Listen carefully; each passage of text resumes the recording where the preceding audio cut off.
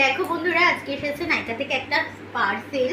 তোমাদের সাথে এটা আনবক্সিং করছি, তোমাদের সামনে এটা আনবক্সিং করছি।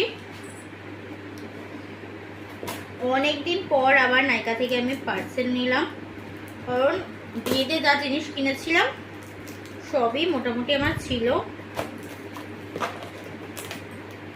রিসেন্টলি আমার দুটো লিপস্টিক শেষ হয়ে গেছে, তার জন্য আমি নিলাম। আর এখন খুব ভালো অফার চলছিল, সেই কারণে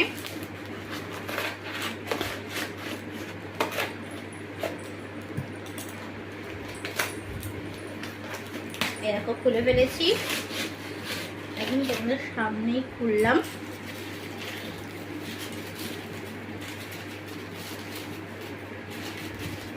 এরকম ওয়াও, এটা হচ্ছে একটা মাস্কারা নিয়েছিলাম, যে মাস্কারাটা আমার শেষ হয়ে গেছে। এটা হচ্ছে ইনসাইডের দুটো লিপস্টিক, আর এটা ব্লু হেভেনের কাজল।